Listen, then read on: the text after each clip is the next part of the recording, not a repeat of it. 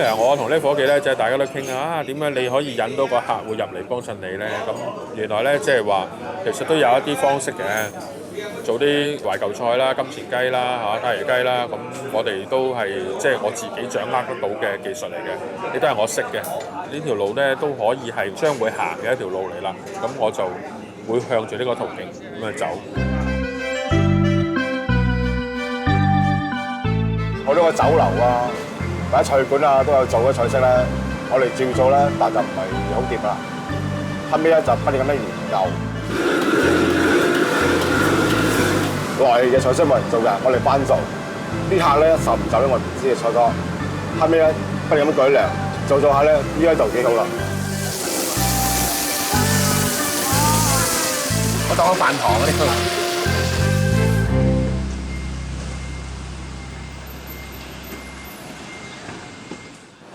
咁呢個梅菜扣肉咧係我哋鋪頭最賣得嘅菜式之一，亦都係我哋鋪頭開咗鋪幾十年，由我幫爸爸手到而家咧嗰20幾30年咧都係咁賣得嘅菜式嚟嘅。喺台面見到係一啲係嗰啲豬腩肉啦，先改細佢。第二咧浸到佢有幾成熟，咁咧容易一陣間就做爆皮啊嗰個動作噶啦。咁其實咧梅菜扣肉咧，如果依照咧最傳統嘅個工序係有15個工序咁多。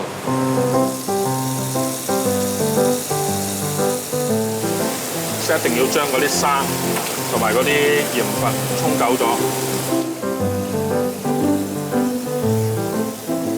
浸咗之後咧，要加啲鹽落去。人哋話點解佢咁鹹，你仲要加啲鹽咧？因為咧落咗鹽落去咧，嗰啲鹽咧會鹽分走出嚟。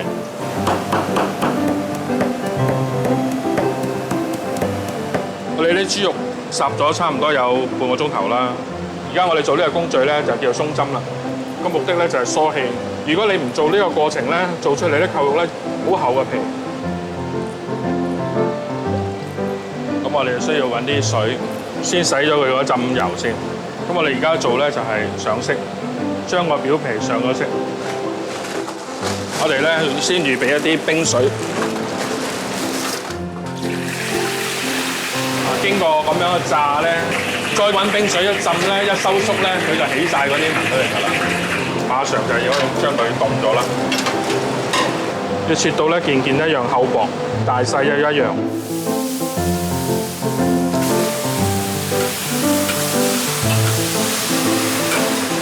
跟住我哋用手啦，油抽啦，鹽啊糖啊咁樣啦。而家你會聞到晒佢嗰啲肉啊、啲醬啊嗰啲香出晒嚟。梅菜咧，你又唔可以俾油，將嗰啲水分烘咗出嚟。開始你都聞到有少少香味啦，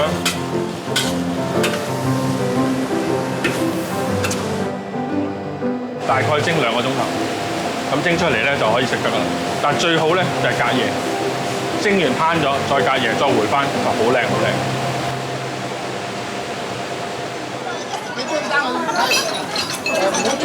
嗱，呢個係梅菜扣肉。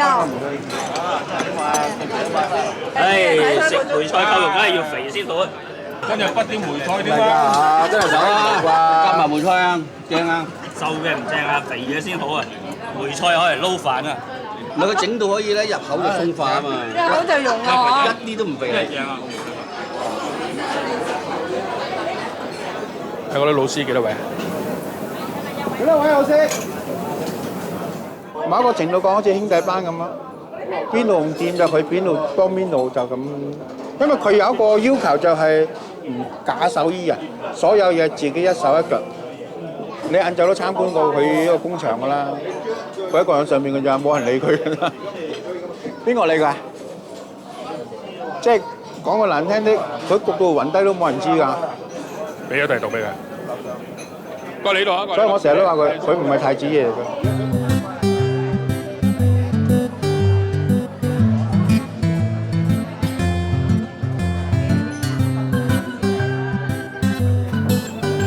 有冇人有賣麵啊？賣麵啊！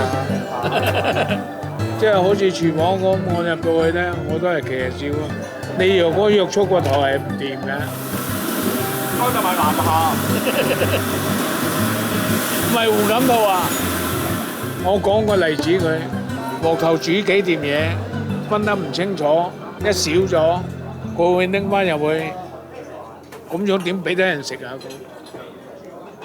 我見到一話俾佢聽咧，佢就會變啦。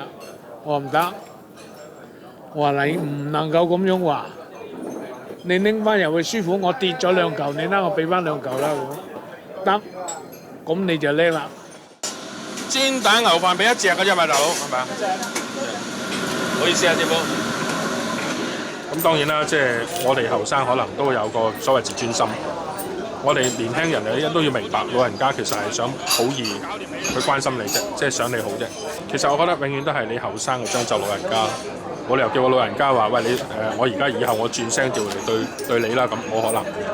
即係我知道佢係出意好嘅，咁我哋亦都咁多年亦都習慣咗，唔會話覺得佢話即係你好惡咁鬧佢。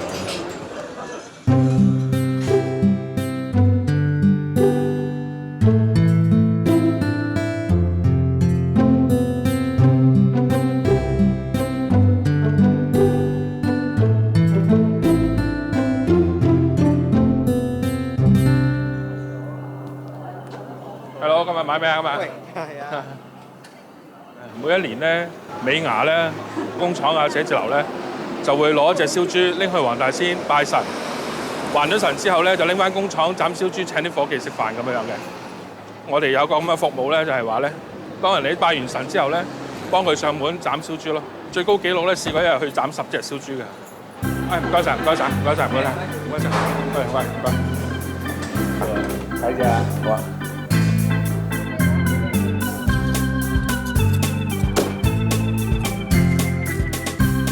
本身我都唔係好識斬嘅，咁初初跟啲師傅去斬啦嚇，咁我偷下師咯，見人哋斬我就斬啊，斬下斬下而家變咗熟手啦。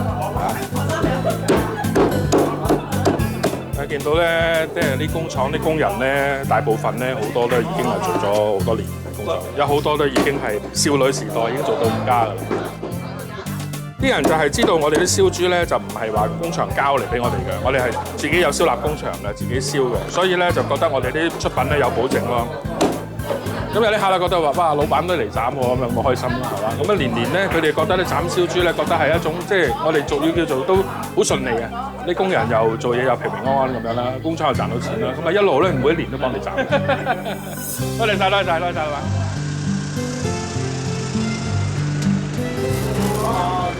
咁而家就開始要去九龍灣去送貨開電單車。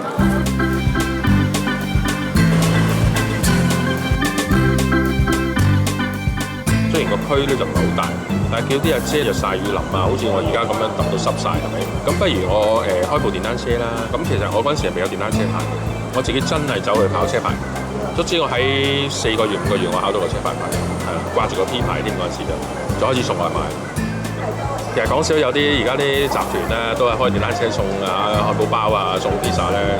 其實幾年前我已經開始咗，都可以係為間鋪頭可以諗到啲數落去，係可以幫到嘅。你呢度而家好多都食肆嘅，而家都。但係我哋有時啲客咧，為咗啲客着想，佢中意打個電話嚟，我哋咪照樣俾佢咯。62蚊多謝你。即係如果外人睇，覺得你係咪傻咗啊？嗰時我阿媽都話2盒你都去九龍灣㗎啦。你話遠啊，你拒絕佢其實好容易啫。話我而家遠就唔送都得。但係你損失咗個係嗰個公司嘅商譽。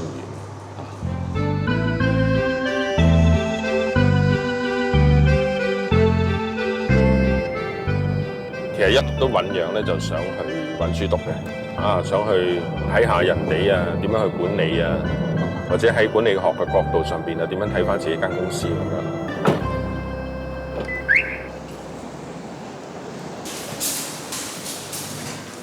咁呢個就係我哋當年實戰嘅課室啦。我哋嗰屆嘅同學咧，有啲係好高學歷嘅，本身都碩士啊或者乜嘢。總體嚟講咧，我覺得咧喺成班嚟講咧，我係屬於10名之內，都好開心嘅。咁但係到畢業禮嗰陣時咧，就即係好驚訝啦，係到宣佈我嗰陣時咧，原來我考第1，即係自己諗唔到，自己都諗唔到，係啦。